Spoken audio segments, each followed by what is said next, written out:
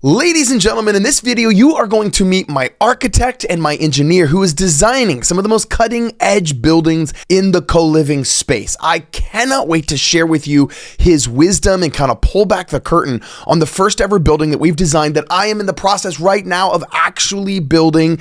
It is going to be a duplex that's going to have somewhere in between 15 to 18 bedrooms and 15 to 18 bathrooms, but I will wait until he shares his screen. And in this video, you're going to really get some depth of wisdom. What I love about Scott McGee, who's my engineer and my architect, is that this guy is like an artist. You ever meet those people in your life where you're just like, this guy knows his shit? If you've ever met someone like that, then you know you want to hold on to those people and you want more of them around because they just go deep in whatever they do. And this is the case with Mr. Scott, and you're going to love him and you're going to just absolutely pull back the curtain and hopefully be inspired about what's possible and how through building buildings differently, through thinking about buildings differently, not only can we solve affordable housing through co-living, but we can create some beautiful buildings. And that is why I've got Scott on my team, ladies and gentlemen. So without further ado, I want to unveil to you this video right here where we pull back the curtain on our first ever co-living build. Let's go. Sam, thank you for having me. Thank you everyone for their time tonight. I know that tomorrow is a holiday, and so thank you for taking this time slot. I do appreciate being a part of this. As far as just my journey, and so I started as an engineer. I am a licensed engineer. I went to school for engineering, did my bachelor's and master's in structural, and then I basically went the path of the engineer. I worked at a couple firms and had this idea in my head that a structural engineer and an architect, having a passion of residential architecture, that they work side by side. Now, the crux is that I never really asked that question, do they actually work side by side? And so I went into the real world. I don't regret any part of my path, but I learned firsthand that really the architect, especially with residential construction, is the project manager. They are the one that is dealing with the client, and the engineer is brought on at a later date to essentially make the design work.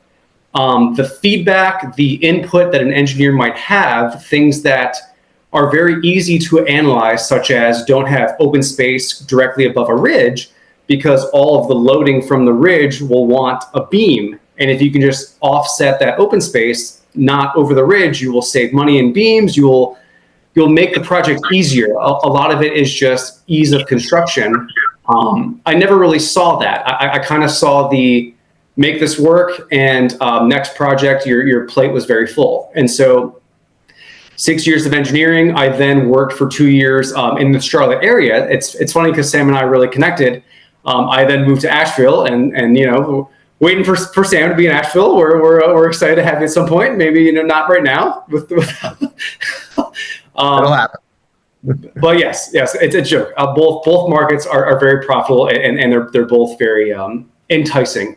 But as far as just for 2 years, I then worked on the luxury design aspect. So I worked a lot of homes on the Lake Norman lakefront and kind of that experience. And so at some point in my career of doing 6 years engineering, 2 years residential design, I decided to go off on my own and kind of combine those two disciplines. I do really push myself as one of the only people that I've really come in contact with that has both those skill sets. Architecture was always the passion that pushed me. Engineering was the schooling, that was the foundation. And so to kind of come forward and to be able to run those two lines parallel to say, okay, let's design a beautiful house, a beautiful duplex, but let's also be very cognizant of the structure, because ultimately that is what's going to drive your cost. That is what's ultimately going to make decisions that allow you to finish the house differently. Your appliance allowance could be bigger or smaller based on structural decisions we make.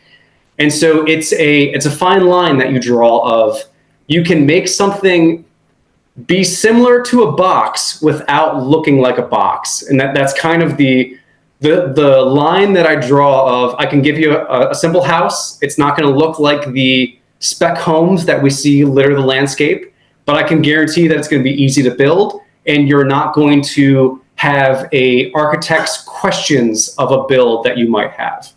And so Sam and I met last year. We hit it off, and we've been working together. And I have been packaging that engineering and design package with 3D and some other things, but that's really the forefront of what I do. Yeah, that's awesome, Scott. I remember. So guys, what I want everybody to take away from this is like Scott is like I call him an artist, meaning he gets in, he loves to design, and he loves that piece of it. And I think you're going to see when we share some of these co-living plans is he's put as much of that as he can into this in terms of just like little things. Like Scott, I thought maybe when we show the plans we can talk about the roof line, and I have them pulled up. If you don't have them pulled up, if you can share your screen, great. If not, I can share my screen. But I want to kind of talk everybody through kind of our versions of our floor plans and kind of how you thought about the first lot that I gave you, how you really maximized that space. But I want to touch on two quick things before we go into like the co-living specific plans. One, what was your first initial thought on co-living when I first presented the idea to you? I've actually never asked you this, so I actually don't know. I just thought it'd be fun to ask. So on the spot, I appreciate the candidness. When I was doing civil engineering, I worked a lot in the commercial aspect. And so in my mind, you were trying to make a house that's an apartment, which I think is a great thing to do. In a sense, but in my mind, I thought, okay, multi-use living, multi-generation was something that really came to mind as well. Yep. And I think that's something that's really becoming a trend of people want to, instead of putting all this money towards a house, they want to collectively through generational wealth, put this money towards something that they can live in, their parents, their grandparents, and they can continue this system of wealth within a dwelling. I feel like that ignited kind of this idea of a house is not necessarily a single user. I think that's really what you brought in. Yeah, that's awesome. And one of the things I love about you, Scott, is that, and we had this conversation early on before we even did any project together. And Majori, I'm just gonna mute you there. But I said, hey, like I need us to be conscious of costs. These are not $2 million spec builds on the lake. And so I want to ask you just a little bit about, and by the way, if anybody's listening to this, that's a very important thing because you've got your guy that's out there designing this. And if he's only thinking about how amazing and how beautiful he can make it, that's obviously going to be a very expensive build versus like him having a cost conscious mindset. And so Scott, I know you do that. And I know that's the conversation we've had. And so I'm just curious, how do you balance? Maybe give us some thoughts or some practical ideas on, how do you balance, and maybe how even have you balanced on this co-living building that we're doing together, and then the second one, which we're doing together as well. How have you balanced like what you probably want to do in your heart, which is build the most beautiful, amazing building ever, and then like me coming to you and being like, yeah, I also need it to be really reasonably priced. Like, talk to us about that, because I think that's something that not all engineers and architects have, and you have that. And I feel like that's one of the reasons I was like, this is the guy. So how do you do that, I guess is what I'm asking. Well, great question, Sam. I appreciate the question. I think that in a sense of experience, you can start to understand projects that are a little more philanthropic and will have a little more of the vernacular, kind of the design aspect, and others that you understand the scope of work and what you want to do, and that I want you to succeed. I want us to continue to build more projects to really make your mission possible. And I understand that in a very real sense, cost is a bottom line. That if you went out on this mission, you couldn't just say, look, I'm really trying to make the most mid-century mountain house. And if I only make one and I don't really have enough to do the next, then that really doesn't allow my mission to go forward. I think that I understand what you're trying to do, and I really am trying to help. I like the idea of Asheville, Charlotte, these markets. You're just talking about Texas. I feel like Austin is a very real market that's sometimes comparable to the two that I just discussed. Yeah. That there is this inventory problem, but also there's this problem that people don't want to own. They want to rent. They want to be able to decide in a place that is not taking away from their cost of living. And so I think what your mission of what you're trying to do really helps my idea of how to design it.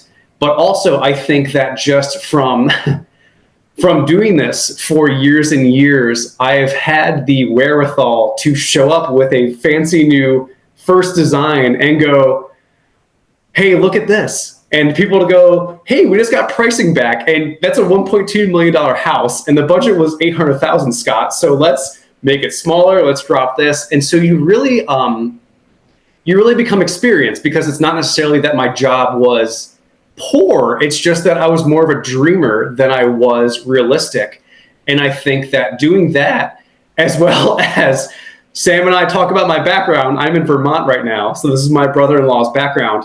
But honestly, from just doing the work of a renovation for 10 months, you understand also just how costs get ballooned, how a bathroom is not what you think it is, and just you understand, how can I keep this simple and keep the fundamental of, this is a home. I'm a full believer that a home is supposed to empower you. When you live there, it's supposed to make your life easier, not harder, kind of push you in whatever direction you're trying to do. And so I think that this idea of co-living, how can I add that touch by staying in the cost, is what I try to do. The one thing I will say, just as a quick side note of the process, because I think that was more or less about you, Sam, it is all about the roof. It's all about the roof. All loads start on the roof. If you want to make a complicated roof, it's going to be an expensive build, just because all of those loads that start on the roof, valleys, hips, whatever you're trying to do, they all want to get down to the foundation, and you have to do that through beams, columns. If you really concentrate it, which is what I did early in my career, then you pay the price. A concentrated load requires PSL columns, spread footings, things that can't be taken with just a slab or a regular foundation.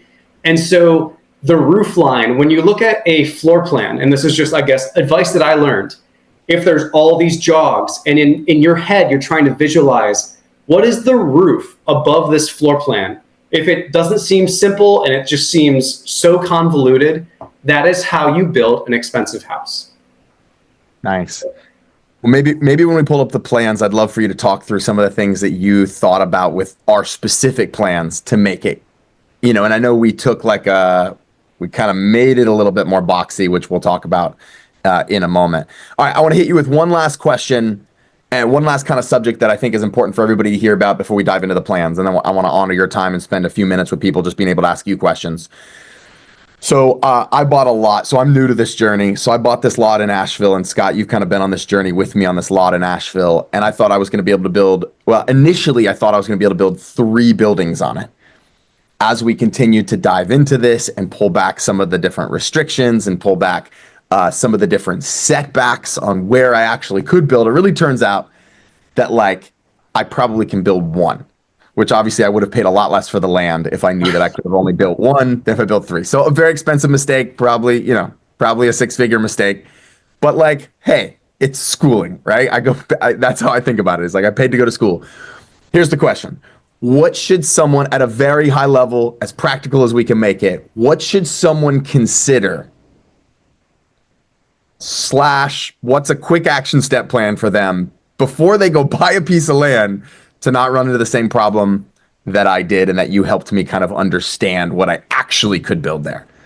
Okay, that is a very fair question. I think in a sense, there is a due diligence process when you are picking these lots, these properties, and you even get that due diligence process, you're putting your due diligence money down.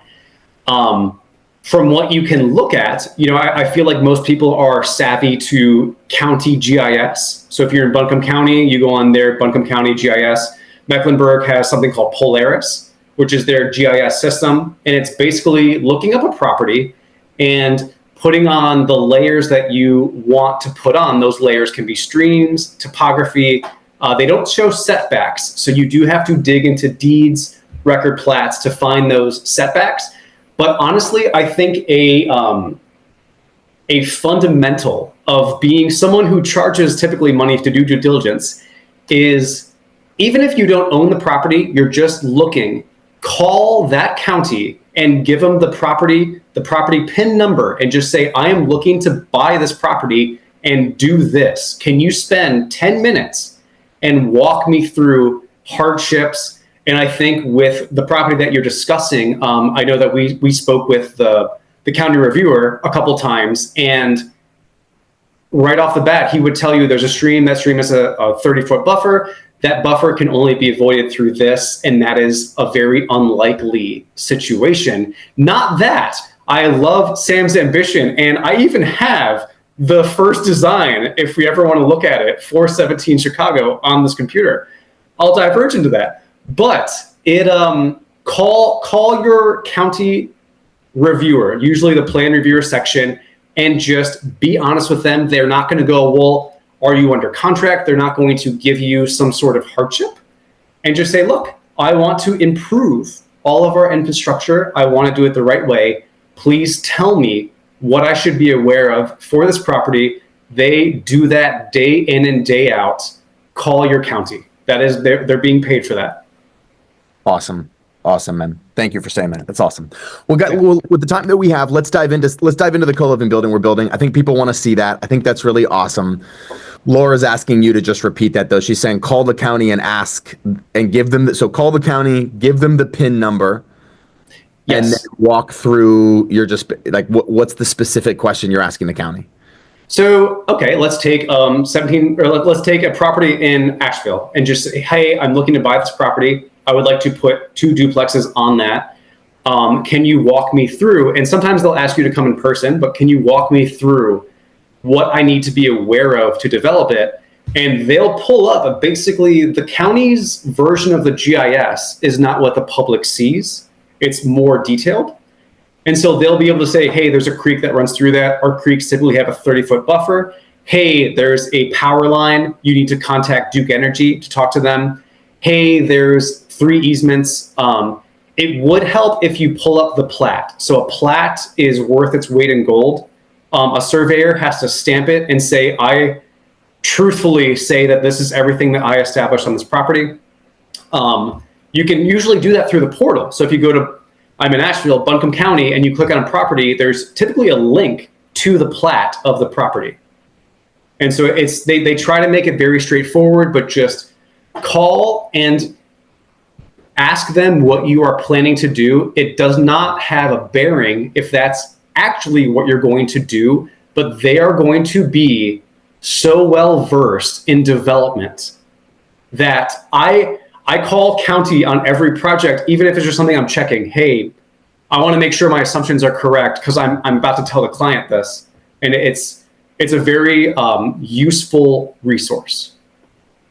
And everybody's listening like that one, yeah. I should have done a better job of that before I bought this property. I was under a time pressure to close it. I knew it had a stream. I just didn't know that this stream had such a wide buffer and took up a majority of the land. So that one, like taking a little bit of extra time to sit with the county, to go into the county office, like that one piece of advice could have saved me probably $100,000. So like it sounds simple, but like great place to start. So the easy button is like, right, county, talk to a surveyor in that area, connect with Scott or an engineer in that area that can also help you do that due diligence. That would be worth its weight in gold before you actually close on the property. And I know that from firsthand experience. So that's awesome. So I think too, I've even asked, what is the probability? Because they'll say, well, if you get fire marshal to approve that, you can do that. I've even asked, what's the probability? You're not putting them on the spot. You're just asking, hey, half, 30. And so I had a project that was a campground. I said, what's the probability that I can develop this as a campground? They said, probably nothing. And so I take that information back to my client. Hey, you want to develop this as a campground? You're on an uphill battle. Like anything is possible with the right box of donuts, but you have to have the mindset that this is going to be harder than it is going to be easier. Yeah. Kim says, and it gets you started with the county on the right foot. Ask if you can rezone. What would it take? Yeah, you can ask them all those questions, right? Rezoning is hard. I just want to say that. Rezoning is very hard. You have to either prove that you are unfairly treated, another property was able to do something that you weren't, or you have to wait every 6 or 7 years where they allow applications for properties to be rezoned. But it's not like you can just ask for it and they do it. It's very hard. Is that like a nationwide thing, or is that like more of like Charlotte and Asheville County thing? Very, very county based, but I did deal with Charlotte. I was in Maryland, and I'm dealing with Buncombe County, and it's pretty unanimous that there's a time and place to rezone. And if you're asking outside of that, you're most likely not going to get it. Fascinating. I didn't know that. That's amazing. Not amazing, but good to know. Do you want to share your screen, Scott, or should I share mine? Yes, so I can share my screen. And so right now, I do archive everything. I have the latest version. I'd love to start with like plan one. And I got to tell a little bit of the backstory so people understand before you even show plan one. So guys, here's what happened. I hired an engineer, not Scott, to design a co-living building for this piece of land that I have that's 0.25 acres, right? So not a big piece of land. He charged me a significant amount of money. I paid that significant amount of money. He sends me the final plans, and I was looking at them, and I was working with Dawn, who some of you know, and we were looking at them, and we were like, these plans don't even make sense. The sidewalk doesn't even go to the right side of the house. Like, there's no door where he put the sidewalk. Like the sidewalk just dead into that. It was like basic stuff was wrong, right? And this is the power of, this is why for our inner circle students, in 2025, we're launching a program where we're going to be actually doing more builds in those two cities, Asheville and Charlotte. And Scott is going to be the guy for this because we have the relationship, and I already went through one bad relationship. But my point is, and this guy gave me a 10-bedroom build. He said, you could build 10 bedrooms with the space that you have. And I said, okay, it actually makes sense because I actually got this lot for free. I got it on the back of another co-living building that I built, another co-living home. So I just kind of subdivided it. So I kind of got it for free. I was like, 10 rooms, 10 extra rooms. That's awesome. And then I sent it to Scott. Obviously, after this guy, the previous guy just did a terrible job. I tried to get some money back. It was just this whole thing. It didn't end up working out. I went to Scott. I said, Scott, I should have hired you from the very beginning. Let's do this. And Scott comes in and he shows me this. So this was his first build. And I think you can share your screen whenever you want to, Scott. And I want you to tell everybody just like, how were you thinking about maximizing this space? Is what I love about you, man, is like you think about maximizing space. So the other engineer gave me 10 bedrooms. You initially came in and said, Sam, look what we can do. And I want you to just talk us through your thought process as you were diving into this. Yes. So I am pulling up the first version. I'm going through reading copies of what we have. So initially what I always do is I look at the site. And so you can tell a lot from a site of just topography, setbacks, and you can get, in a sense, a buildable footprint. Even if that's not what you're actually going to build in, this is the maximum that you could put a building with front setbacks, rear setbacks, side setbacks. On the property that we're showing, there's a drainage easement on the right property that is actually more than the building setback. So you go another additional 5 feet. So you basically take a square and you say, or a shape, and you say, this is the maximum building area. This is, if I am doing my client a service, this is the biggest you can build a house. And so in a sense, when you're building, it kind of comes down to, I as long as I fit in those setbacks and I play by the rules, there's height restrictions, there's all these restrictions. You can't really tell me that I can't build the biggest thing that can fit on that property. And so to take that knowledge and to combine that with, coming from a construction background, you want to stay in fours. So sheathing comes in 4x8 sheets. Studs, if they're 16 inches off center, they'll always hit a stud every 4 feet. Even if you're doing rafters that align, a 4-foot grid will save you material. And so you basically look at that footprint and then you just find the nearest 4 interval. And so if it's 64 by 36, whatever it is, that's what you get. And so with Sam, with this property, and I'm about to share my screen. That's so smart, by the way. I didn't know you did that, but like having a 4-foot grid, yeah, that makes a ton of sense. So yes, so like if we look at, Sam had a site plan, and on this site plan, this is and my screen is sharing correctly. Yep, we can see. Cool. So this is the site plan. This is existing. To walk you through exactly what I just said, and that's showing up. It's a meeting copy. I apologize, but you create this smaller boundary. And that is your buildable area. Now, this is the building or the easement that I talked about that cuts into it. And so this is what you can build on. And no one can tell you that, hey, that's too big. So I then come to Sam and I say, okay, well, if I put a 72 by 42 and I put 2 wall jogs. So every jog is going to cost you money. It's going to cost your masons time to make that foundation curve or that foundation edge with backer boards. Every edge costs you money, and you can extrapolate that every floor. I have to now create a stud corner. My vinyl now needs a corner bead, and it has to be cut. Every corner that you do, a wall jog, through every floor. Just for clarity, Scott, when you say a jog, you mean like, just this is a basic question, but like, yeah. Yes, so this right here. And so every jog costs you money. And that is honestly why the house that I'm in now, Spec Homes, a builder that builds 100 homes for a subdivision, they are typically close to a rectangle. It's not that they're poor taste. They just understand their bottom line, and that the less jogs they have, the cheaper the project's going to be. And so I thought, okay, I can come to Sam. This is the back of the house. So the back of the house, you really don't see. And when you're inside of it with stud partition walls, I'm in a bedroom, the bedroom next to me, there never is a sense that this back wall is continuous. This whole thing isn't open, and you're not going, wow, I wish you would have put some jogs in this back wall. And so you abuse and this happens all in architecture, you abuse the lines of sight that you don't see. A brick home might be brick in the front, but vinyl in the back, because no one sees the back. And when you're in the house, you don't ever really have that sense. So this was the footprint that I gave Sam. So the step 1 is coming up with this footprint, 72 by 42 with two jogs.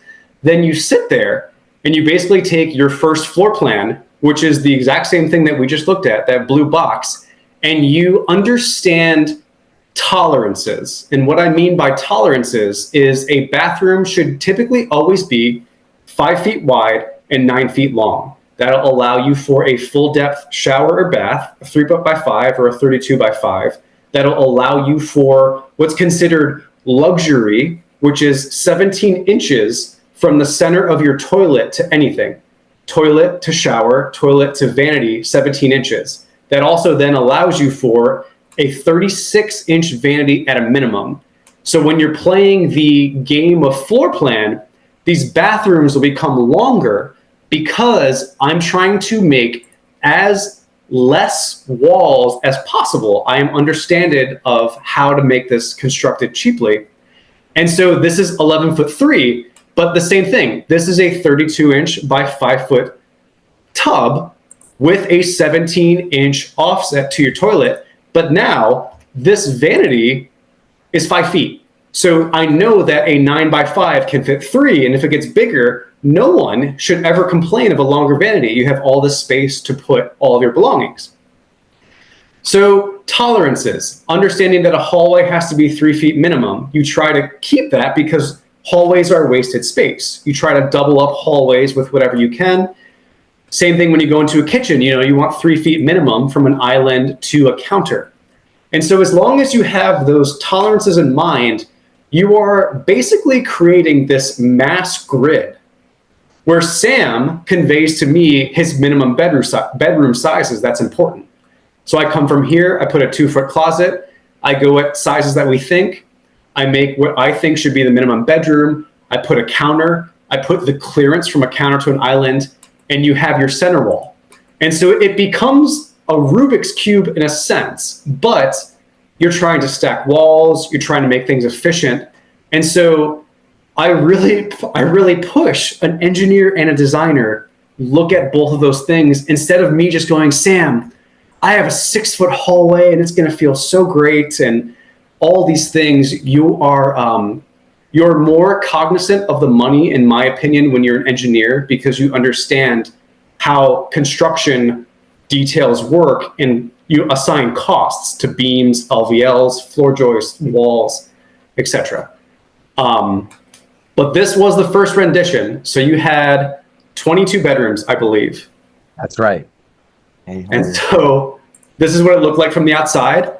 Just to give everyone's perspective, I'll try to be cognizant of everyone's time, how you can add little details. So in reality, this is, again, just a box with 3 jogs. So you can split the roof line in half in the middle because you typically want, especially if you're doing co-living, a prominent entrance. You don't want people just to go, that's the door that I go into to get to my house. You want to pull up and understand that's the front of the house. This is the entrance to where I live. And so keeping that understanding with doing slight adjustments like having a gable roof here and a hip roof here, and then doing something that we ended up changing just for better or for worse, what's called a slant ridge, where you come out at an angle. These are just slight details to the box. Things like your rim band, which is where your floor is going to be, changing the material of that from not being siding. All of these little things, a brick wall that runs up the roof, which is an easy detail to build because none of this roof is load bearing. It is in a sense, it needs to be designed for snow and for wind, but it's so small that I can do things like run a brick wall through the middle with these two supports to give it an aesthetic representation instead of spending money. This was the original design. Yeah, I think this is so cool. By the way, how many of you think that's actually like a really beautiful building? Like it's like pretty sexy, right? Like I thought it was and we made it. And so Scott, we kind of went on this journey, and just for time's sake, I don't know if we have time to walk through every iteration that we went through because I know there was a bunch, but I do want to tell people, how did we make it simpler? Let's show them all 3 floors on this. So guys, Sure. what I think is really powerful is Scott took an original design that was 10 rooms and made it 22 rooms, right? That was the first one. And Scott, if you could go back, because I want to shout you out for something that's just such a cool little detail. And guys, I know we all probably didn't get on here thinking we were going to get a masterclass in architecture and engineering today, but this is awesome. But Scott, if you could go back to the rendering for a second, I want to show them something that you did, because Renee just came in and says it doesn't look too massive. Awesome. But one of the reasons it doesn't look too massive is because of the way you did that roof. Could you just talk a little bit about that little sloped roof there? Because I just thought it was such a cool little detail that you kind of tried to match the grade. Could you talk about that for a second? You hit the nail right on the head. As far as just trying to make a house not stand out is really a fundamental of what you're trying to do. And so even though a gable roof, which is 2 rafters that hit a side and just go at a monoplane on each side, even though that is very classical and that is something that you see a lot, because you have a sloping property, you naturally want to see the house kind of fall. And so if you can hip the one side, and one thing I nerd out on these details, but these are different roof slopes. And you do that so that when you look at it, they hit at a similar position, but it's just because of the different roof types, having a gable, having a hip. And because if you think about it, this is 2 jogs wider than this. So if I had the same roof on both of these, they'd be different roofs. But if I run this at, let's say, a 6/12 pitch, and I run this at a 4/12 pitch, granted, they're not hitting at the same spot, but when you look at it from the street, the illusion is that it's the same roof, but it's different pitches, things that you can't really see on the eye. Now, I know we've got 2 types of people on this call. We've got the people that are like actually in this. April just dropped a note being like, I'm so excited about these details. How many of you are on this call like you're just eating up the details? And then how many of you are more like me? You're like, I'm so glad I get to pay someone to geek out about the details, right? That's me, right? And that's why I love, that's why I love having Scott on our team for what we're doing. Peru says, yeah, number 2. So we got 2 people, but for time's sake, Scott, I'm not trying to rush you, I promise, because I know there's more details we could dive into, but here's what I want to do. Let's show them the floor plan of version 1, the full floor plan, all 3 floors, to show them how you got to 22 rooms. And then we added, and then if we could go to like the newest floor plan and show them how we made this building. I want people to understand how we made it cheaper, because we did some pretty significant things to make it even less costly. We reduced number of bedrooms. We added more bathrooms, and those were some of those things. And you were in it way more than I was, so I'd love for you to maybe talk about some things that I'm even forgetting in terms of just how we played with the plans. Sure, and thank you for opening that up. I think one thing that I really learned in a great way, you learned your client with Sam, is that at first when I designed this, I did not think that every bedroom should have a bathroom. In a sense, I started to group 2 to 3 bedrooms with a bathroom. And so that metric, downstairs we have a private, if we're looking at the north side of this plan, a bedroom with a bathroom, a bedroom with a bathroom, bedroom with a bathroom. I only did that because this lower level is massive. And so I can't really just give you another kitchen, all these spaces that are redundant. So I gave every bedroom a bathroom. But as we start to go up the floors, I really started to go, okay, on the right side, which is, again, 2 jogs bigger, and my jogs are 4 feet and 8 feet, so it's 12 feet wider. On this, I have one private bathroom, and then basically 2 bedrooms are sharing a bathroom. And if we go on the left side, I had 2 bathrooms to 3 beds. And so I really was trying to be more of a shared component. And then we can keep going upstairs. The second floor, it's a little mirrored. You now have these little pocket offices, which I love. I feel like they've become a trend in a lot of plans of mine. People want a pocket office somewhere in a nook, somewhere to work remotely. But you do not see a plethora of bathroom to bedroom ratio. And also your bedrooms are, in my opinion, a comfortable size with a queen bedroom, but they're not going to feel spacious. You are going to want to spend your time in other places of the house because your bedroom, in this instance, for these 2, are 9'7" from drywall to drywall by 13. Now 13 is with the closet. So in all reality, you're at 10'7" by 9'7", which is not bad. 10 by 10 is your average bedroom. If you go all throughout this country, that's your average size. But you're not really being able to show, hey, you should live here. This is an experience. This is something that we're trying to provide. And so I was able to hit that metric with smaller bedrooms, with segmented bathrooms. But it did feel good to come to Sam and say, hey, here's double +2 of what you wanted. Give me your comments. You did good. He earned his money right there, guys. Right there when he earned his money. All right, Scott, let's take, because I want to open up. There's some questions in the chat that I want you to be able to address. Let's take him to final version and tell him what changed from that version to the final one, and kind of maybe some of the whys. So is this like the one we're built? This is the one we're actually building? Yes. So this is the current set of plans that were actually sent out today. So this. Hey, let's see before he says anything. Does anybody notice what's the biggest difference you see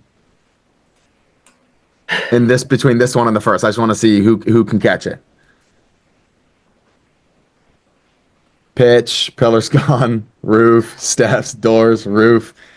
And what I just learned today is called a jog. We took out the jogs, right? Am I saying that correctly, Scott? Yeah. We're building more of a rectangle, right? But okay, yeah, back over to you, Scott. I just wanted to see what they would say when they first grabbed that. But yeah, good answers. So, and one thing I did want to bring up. So I really try to be worth the money that I'm paid. I think we all do. As far as doing my due diligence on this site, and you learn from experience. You have power lines on this property. And so you can't get a roof truss crane. If you want to build this roof, the beauty of what I do is all the structure, Sam, I don't know if I ever told you this, all the structure is built in this model. So it's like, if I delete all this, you can see all the rafters, everything is in this model, how you would actually build it. Every piece of wood, this is where the rafters lap. Details are created from cuts of 3D. It's so cool, but I digress. You cannot get a roof truss on this property because you have a power line right here, and that crane cannot pick up trusses from a truck and put them on the lot. Roof trusses are efficient. You can build a roof in a day. It is a cost-effective way to go when you're not utilizing the space above the second floor. But because we are what's called stick building this roof, it needed to become a little simpler. So even like the fact that hip that fell with the elevation, that is a harder roof to build. You have to put hip beams. There are things that you have to do to make it correct. And so because we are not able to truss this property to make a gable, which is what you're seeing, this 2-slope roof that comes on each side, that is the more cost-effective solution to build this house. How Sam described, taking out that one jog, also save money. Now, I did keep the front jog, and a lot of that has to do with the stairwell, just with the tolerances of that. But as far as making this, I still wanted the fundamental of pulling up to an entrance.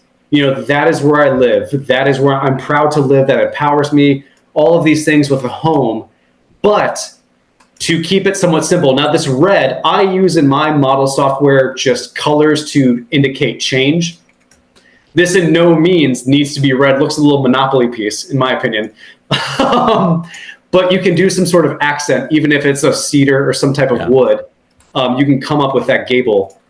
But we did change significantly to make this an easier build. The roof pitch also decreased, so it'd be an easier roof to build.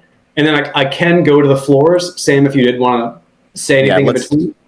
No. I think that's good. I want them to see the final floor plan that we ended up with, because I think we ended up with 17 bedrooms. And Dawn was super helpful as well in kind of moving all of this along and doing this. So, but yeah, I want them to see kind of. So this is the basement. So we did keep that living room. Someone was asking about the kitchen. So I just wanted people to see that we did add a little like kitchenette with a refrigerator in there. I think that's important. Yes, and I think Sam and I both agreed that there are rooms that it is great to be rented for a bedroom, but if it is not rented for a bedroom, what is its next best use? And so we did go around to certain rooms. This absolutely can be a home theater. This can be an exercise where you can utilize a bathroom before going back into where you live. And so you will see that things that can be considered bedroom in whatever metric you are using can also be considered as other rooms. And so we are doing that as well. Mechanical is important. So again, things that you look for floor plans: good floor plan, great floor plan, so many jogs, complicated roof. But also, if there's no mention of mechanical, there is not an understanding that exists in a home, whether you like it or not.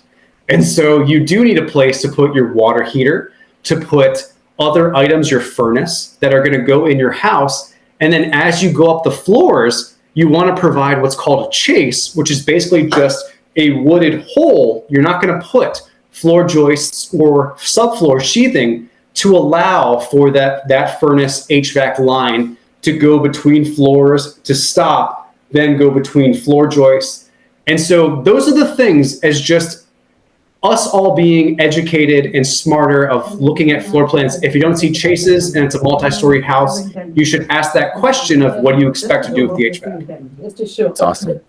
So downstairs, we ended up with those three. We had 3 bathrooms. And then upstairs, we've got, really a mirror on the right. We've got potentially 3. Obviously, we've labeled. We've got an office there. We've got a library. We've got a bedroom. Now, this is, I think, Scott, correct me if I'm wrong. On this floor, this is the only shared bath with the 2 bedrooms. Is that correct?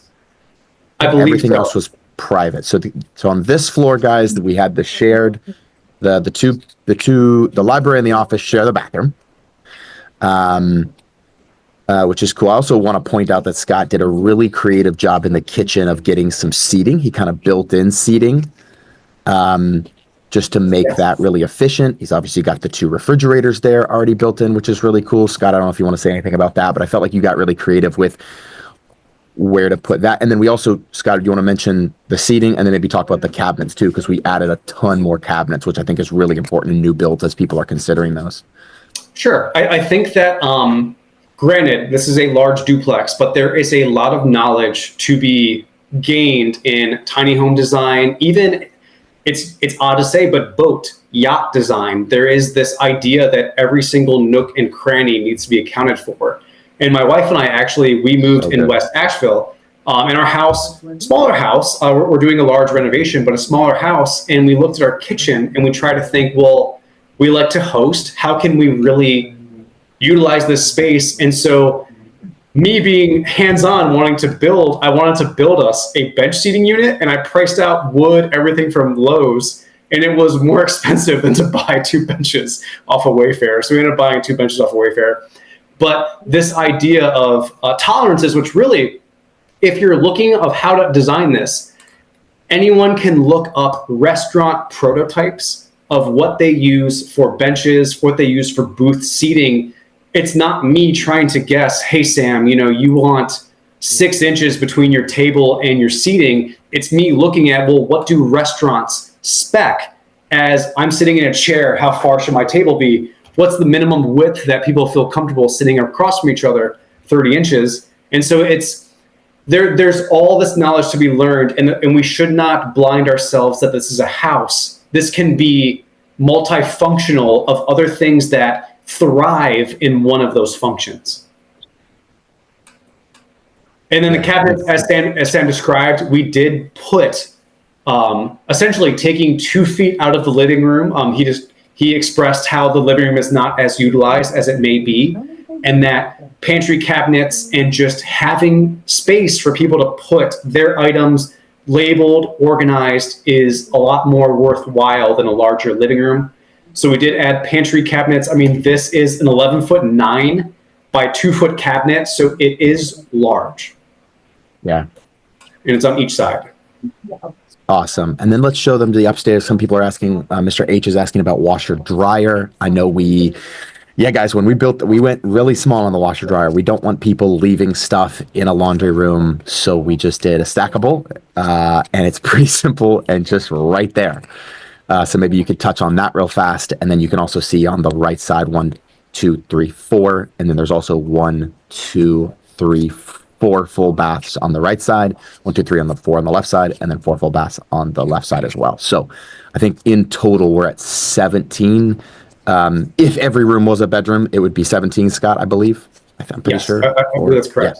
Yeah. And to kind of continue on your thought of washer dryer. So what I typically try to do for your washer dryer, a 36-inch by 36-inch 3x3 square, that should be able to fit the needs of washer dryers of what you would buy.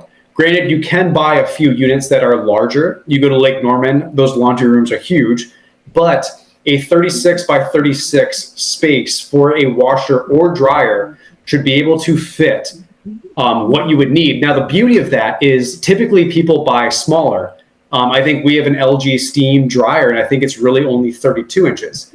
And so allowing that 3-foot by 3-foot square, but also a 2-inch perimeter, which is important because especially on the backside of a dryer, you're going to have your dryer vent. On the backside of your washer, you're going to have your hot water and potentially cold water come into that unit. And so it's impossible to think and design a unit where it just is shoved up against the wall. That's never reality. And especially when you are trying to make sure that you always are providing a 3-foot, which we are in abundance here, a 3-foot walkway for any room that is more a fire code of egress. If there's a fire, I need 3 feet of uninterrupted pathway to get to the exit of where I need to be. Windows are designed for egress, but also if a window is blocked, you need to be able to prove that you can leave that house safely through a 3-foot path.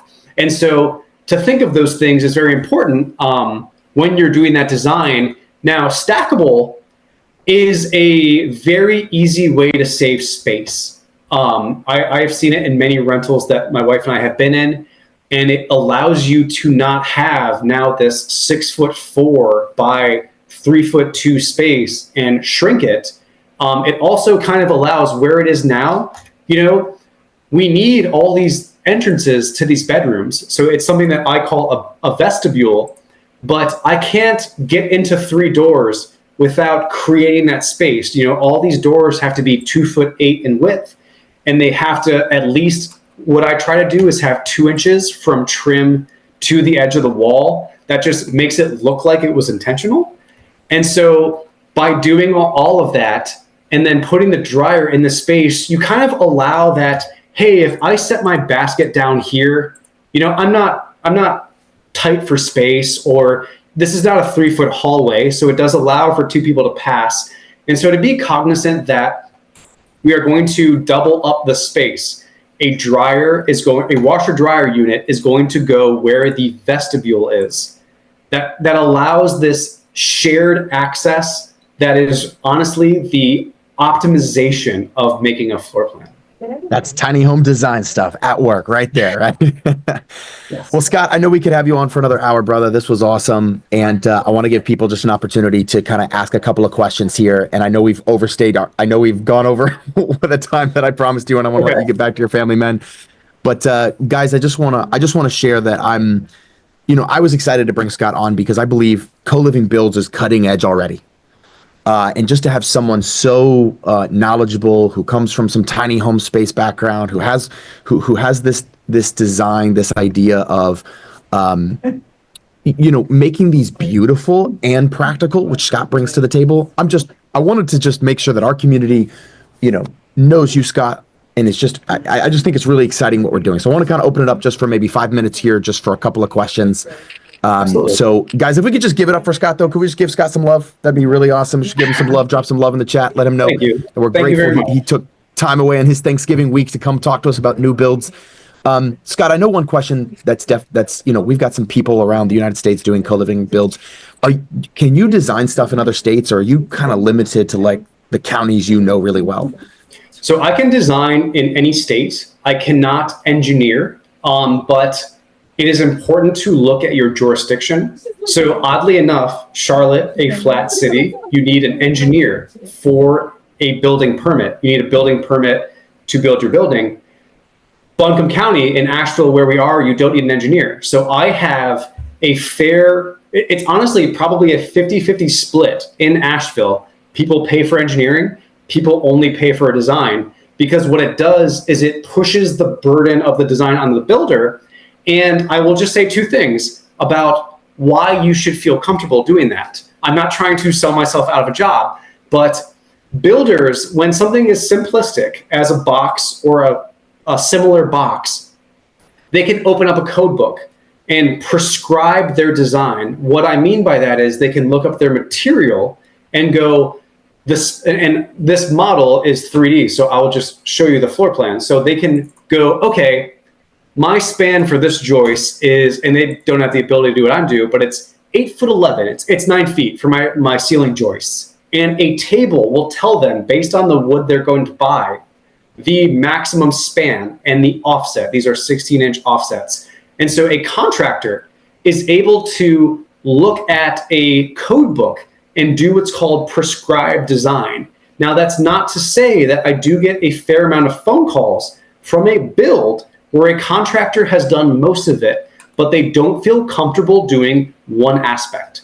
So they'll say, hey, can we bring you on for an hourly? This front porch where we have rafters that need to have collar ties. I don't want to take responsibility for it. Can you design it? And so that is a common practice. Contractor plays that game. I come in for things that they're uncomfortable with. But I will say another thing that is very important. If you are going to do roof trusses for your building, so I would have recommended roof trusses. We talked about the power line. It's unable to happen for this building. A roof truss manufacturer, Weyerhaeuser, other manufacturers, they hire in-house engineers who will design your roof as a free service for you buying the roof truss system. It is included in that purchase.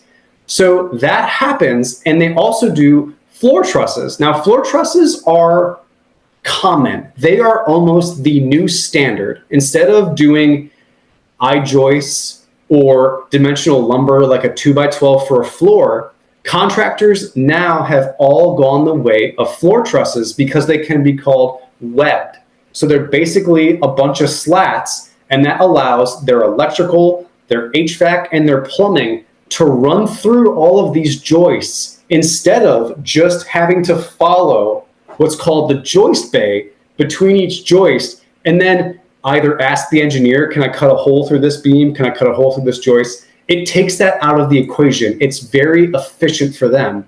So they will do typically floor trusses. Floor trusses, much like roof trusses, will be designed by the floor truss company.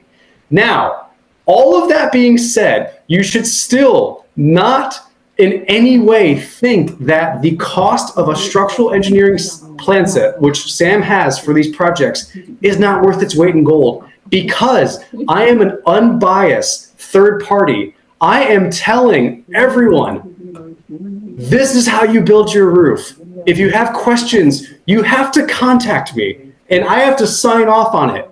This is how you build your second floor. These are where all the stud packs are.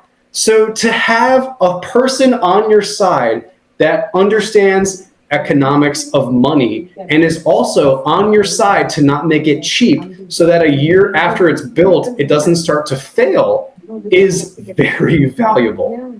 So, It's a long way of saying yes. So yes. So yes. I guess long arc to that question. I can design in any state. I can engineer in Colorado, Vermont, Maryland, North Carolina, and Michigan. That's where I have my license, those 5 states. If it's not one of those 5 states, I will gladly do design work. I will drop my email. Please, anyone, email me, follow up on this. Like I would love to schedule something to talk further.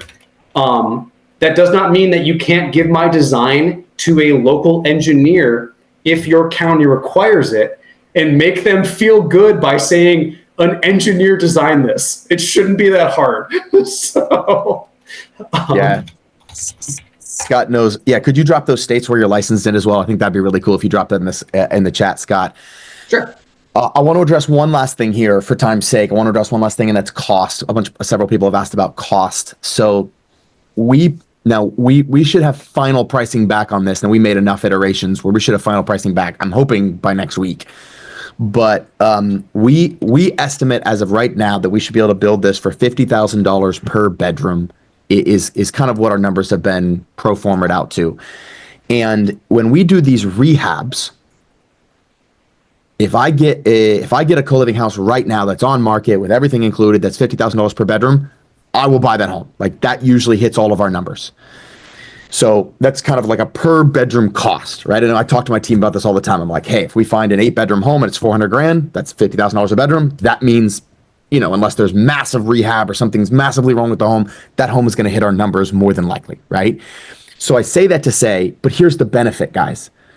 If we can hit that same number, which is kind of what we've been targeting, but it's brand new, so a lot less maintenance cost. It is built already out how we want it to be. So you have like, it's just built and it's done and it's good. And you don't have weird stuff that could happen in the rehab, or it's going to go live as soon as it's designed, and a ton more private bathrooms. Then like, that's the name of the game. And so it will be the numbers, and then there's the whole possibility of trying to refinance this and take a lot of your cash out. You have that ability a little bit easier with the new builds than you do with some of the construction on the rehab. So for all of those reasons, for our company, for Inner Circle, we're kind of calling year 2025 like the year of the builds. It's something we're deep diving into. Scott's a big part of the team, which is one of the reasons I wanted to bring him on here and just share with you. Yep, Linda, that's what we're going for, and we're going to try to do that even including land, Linda. So that's not just the build cost. That'll actually include land is what we're shooting for. Common areas, bathrooms, exactly. Yeah. Joseph's building a 9-bedroom, 9-bath in Atlanta, 2 new builds. Yeah. Yeah. Richard, it should be a lot less than that. What was the square footage on this, Scott? This one total? I can pull it up right now. So we have it. I think it was always on the first sheet. We are at, this is the overall numbers. I'm just going to close the door real quick. So total heated left duplex 22 and then right duplex. So actually it's you're at like 54, 55. 54. Okay, I was way off on that. Only the right. I thought it was, yeah. So 700. So that's going to come to, someone wanted the per square foot price that we're going to be a lot less. Richard, you put 300 square feet. It's way bigger than I actually initially thought it was. Sorry. It'll be closer to 140 a square foot. Awesome. 140. That might go up to like 150 per square foot, but that's what we're shooting for right now. I'll even make a post on the Facebook page, guys. I'll drop in the Facebook page and tag everybody when I get the final price in, and you guys could go for it. But that's Charlotte. That's decently reasonable. And I apologize. I have not been reading the chat, so I apologize. People that have been asking questions, please email me. I will gladly set up a call. I really have enjoyed working with Sam and being part of this team. And so anybody that's in this call, I treat as part of Sam's team. And I really am trying to be as helpful as I can. Yeah. And Doug, let me get you the real numbers once I have those, but I'll share all of that. I just don't want to throw it. Yeah. Okay. All right, Scott. I appreciate you. Thanks for coming on. Awesome to have you. Guys, let's give it up for Scott one more time. And yep, they'll drop his email there. Are you on social media as well? I know you're on LinkedIn. I am. So yeah, I am. I'll may drop those in the chat as well so people can give you a follow or something. We can kind of keep track of you that way. Sure. Yeah. Let me pull it up. I believe it's just, let me stop sharing my screen. That's awesome. Well, Sam, thank you for having me. And everybody, thank you for all the time of just taking this time out of your schedule. And let me just I'll put an email and I'll put a social media as well. And yes, awesome. Please, let's keep this going. Let's build intentional buildings together. Was that not crazy, ladies and gentlemen? To understand the details of this man's brain and how it works and how it operates. Hopefully you were inspired by that. Now, I don't always do this. That was actually a sneak peek into me bringing in a guest, Scott, obviously, for my students that are in my community. They might be a part of my Inner Circle Platinum or my Inner Circle program or my 12 Months to Financial Freedom University program. And so again, I want to just invite you, if you're interested in learning more about CoLiving, I want to invite you to take part in one of our 5-day challenges, which is really how everybody gets started in my program. It's a completely free hour to 2 hours, because we go long sometimes and take Q&A, a day training for 5 days where you get to really, where we pull back the curtain on what CoLiving is and how to create it and how to find the deals and how to finance the deals and how to fill them and all the different things that you need to accomplish to become financially free and use this to solve affordable housing. And so if you're interested in that, click the link in the description and join us for our next 5-day challenge. Get on the waiting list. And in the meantime, if you loved this video, if you learned something from it, please give it a like, please give it a comment. That helps the algorithm get the word out to more people. God bless you guys. I'll see you on the next video.